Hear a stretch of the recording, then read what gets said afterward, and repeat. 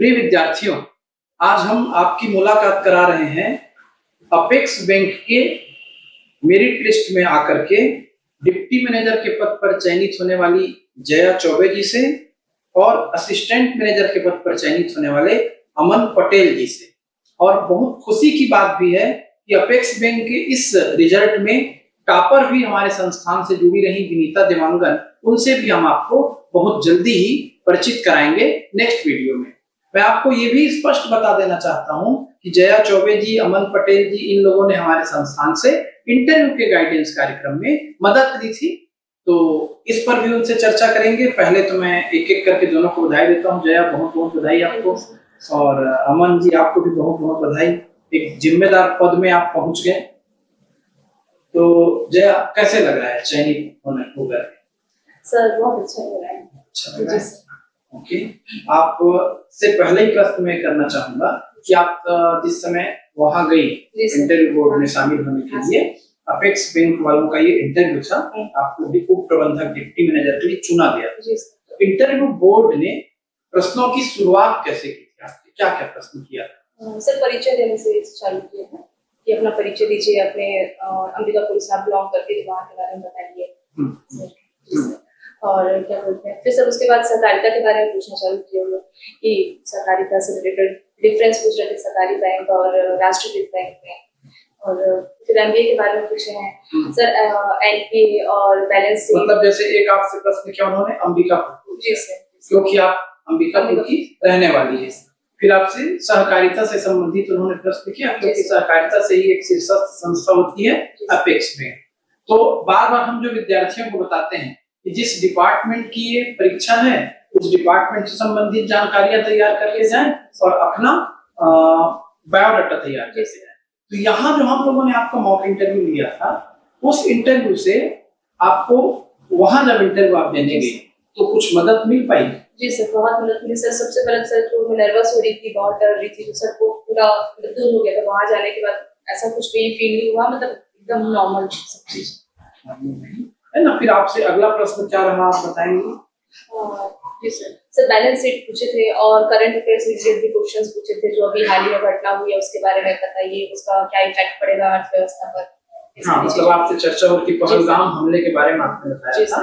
आप ये भी विद्यार्थियों को हम समझाते ही हैं, और ये मैं वीडियो भी केवल विद्यार्थियों की ही प्रेरणा के लिए बनाता हूँ कि जो हम यहाँ समझाते हैं उस पर गौर करना उनका कर्तव्य होता है, करते भी हैं। किसी भी संस्था से संबंधित इंटरव्यू रहे, यद्यपि ये बैंकिंग का इंटरव्यू था, पर बैंकिंग के प्रश्नों के साथ साथ करंट अफेयर्स के प्रश्न और व्यक्ति किस जगह से जुड़ा है उससे संबंधित प्रश्न भी पूछे ही जाते हैं। तो आपसे चर्चा जारी रखेंगे हम। जया, अमन पटेल जी, आपको भी बधाई, और आपका भी काफी उत्कृष्ट प्रदर्शन रहा। आपने पुराना अनुभव भी बहुत रखा। जब हम आपसे इंटरव्यू लेते थे तो हमारा पूरा फोकस हो जाता था कि आप एक समिति से संबद्ध रहे, जो सहकारी बैंक से संबंधित समिति होती है, उससे आप ऑलरेडी समिति प्रबंधक की जिम्मेदारी निभा ही रहे थे। आप एमबीए किए हुए हैं और आपकी और भी अलग अलग प्रकार की क्वालिफिकेशन हमको दिखती थी। तो जैसे ही हम लोग मॉक इंटरव्यू शुरू करते थे, आपके ऊपर हम लोग इस फील्ड से संबंधित प्रश्नों की बौछार कर देते थे, आप परेशान भी कुछ हो जाते थे। तो क्या आप जब गए अपने रियल बोर्ड में इंटरव्यू देने, तो क्या आपसे वैसा ही कुछ प्रश्न वहां पर किया गया? जी सर, मेरे साथ सर एज इट इज अनुभव जैसे यहाँ रहा वैसे ही अनुभव वहाँ रहा।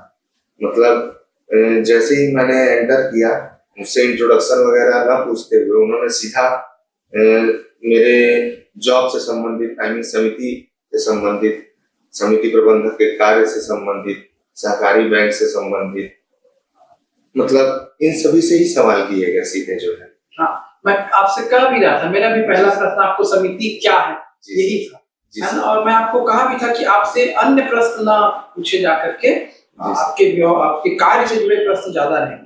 तो बोर्ड आपको कैसा लगा था? सर अच्छा लगा था, और मैंने जब यहाँ आया तो थोड़ा डर था अंदर, लेकिन जब यहाँ से मैंने इंटरव्यू का आपसे प्रशिक्षण लिया, तब एज इट इज जैसा अनुभव मेरे यहाँ रहा ऐसा ही अनुभव वहाँ रहा। तो मैं थोड़ा डर मेरा खत्म हो गया था वहाँ जाके, और बोर्ड जो था सर वो अच्छे सवाल कर रहा था, ज्यादा कुछ प्रश्न बताएंगे विद्यार्थियों को, याद आ रहे हैं तो आपसे क्या क्या प्रश्न पूछे गए? मेरे से सर, समिति क्या होती है, समिति प्रबंधक के कार्य क्या है, सहकारी बैंक किस तरह से किसानों को जो है सुविधाएं पहुंचाता है, किसान जो है किस किस तरह से सरकार की योजनाओं का लाभ ले सकते हैं सहकारी बैंक के माध्यम से, और कितने तरह के ऋण उपलब्ध कराता है, कृषि ऋण, मत्स्य ऋण, और इन सभी से संबंधित सवाल किए गए। एनपीसीआई से संबंधित सवाल किए गए, यूपीआई से संबंधित सवाल किए गए, ऋण असंतुलन अगर हो जाता है ऑडिट में तो उससे संबंधित सवाल किए गए। बढ़िया। जया से चर्चा को आगे बढ़ाते हैं। तो जया, आपकी लाइफ कैसी रही? आपने तो अभी जिम्मेदार पद पा लिया है, आपकी लाइफ हिस्ट्री बताएंगे, कैसे आप यहाँ तक पहुंची? सर, इससे पहले भी सर मैं और एग्जाम्स की तैयारी कर चुकी हूँ सर। जैसे एसआई का मैं प्री मेंस निकाली थी, फिर सर मेंस फिजिकल से पहले से मेरा लिगामेंट टूट गया था, मतलब तो उस वजह से सर उसमें हो नहीं पाया सर। उसके जस्ट बाद सरकारी का एग्जाम हुआ और सर इसके प्रिपेयर करने के बाद इसलिए सिलेक्शन। देखिए जया की छोटी सी ही बात है, जब वो सहजता से बोल रही फिजिकल से पहले घुटने का लिगामेंट डैमेज हो गया, टूट गया, तो एसआई की फिजिकल नहीं पहुंच पाई। और मैं जान रहा हूँ एसआई की फिजिकल तक पहुंचने के पहले की कहानी कितनी लंबी होती है।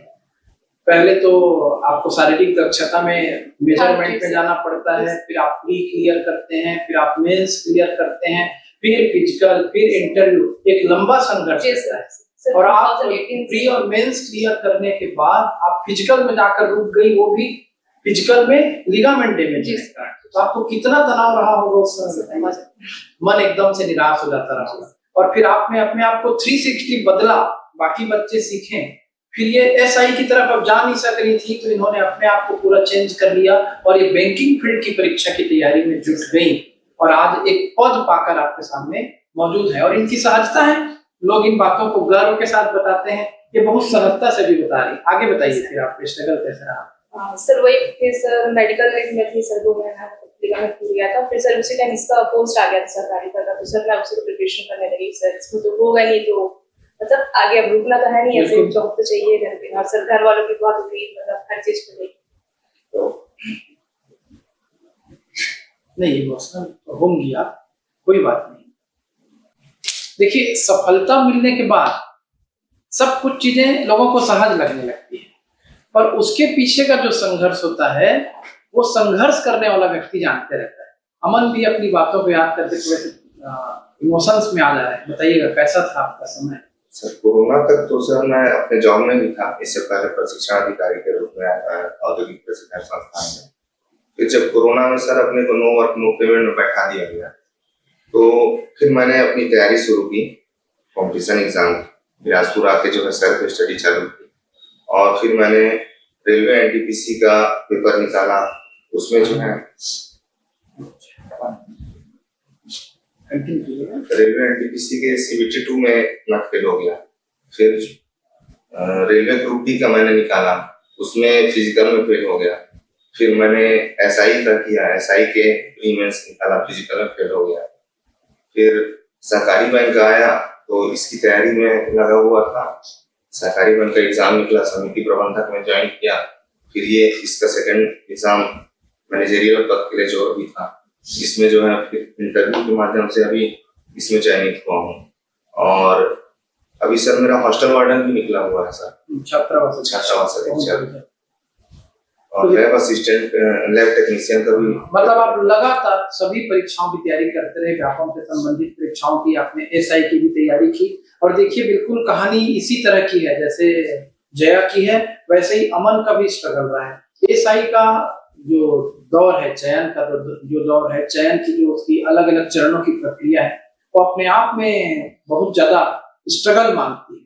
और वहां से किसी कारण से चयनित न होकर के व्यक्ति लौटता है, फिर वो उतनी ही ताकत का संचय करके अलग अलग परीक्षाओं में भाग लेता है और फिर अंततः वो सफल होता है। तो यहाँ से फिर उसका करियर एक निर्णायक मोड़ पर पहुंचता है। इन चीजों से आपको सीखना है। इस तरह के इंटरव्यू को आप बार बार देखें ताकि आपको प्रेरणा मिले कि आप यदि स्ट्रगल से गुजर रहे हैं तो ये कोई नई बात नहीं है। हर व्यक्ति को अपनी लाइफ में स्ट्रगल से गुजरना पड़ता है और जो उस स्ट्रगल का सामना कर लेता है फिर उसी का इतिहास बनता है, उसी की कहानी लिखी जाती है, उसी के वीडियो देखे जाते हैं।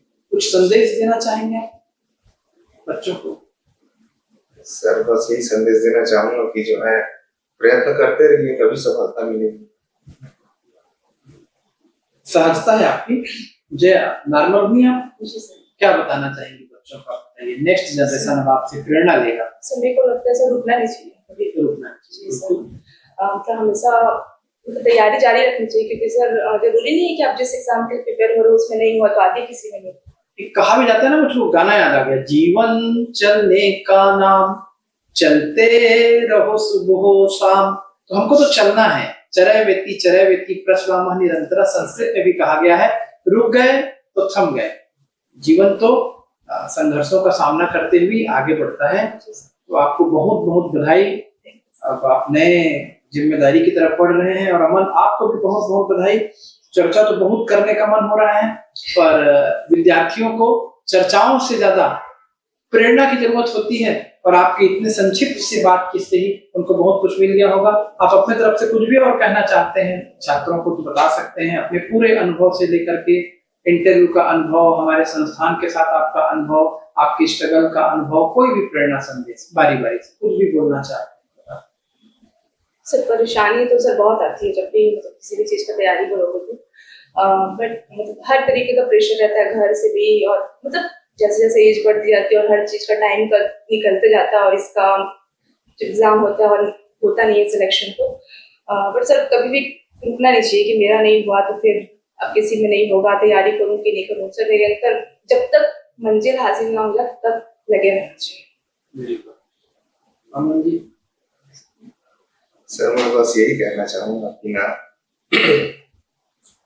मेहनत हर व्यक्ति करते हैं सर, मेहनत करना ही चाहिए और लगातार मेहनत करते रहना चाहिए।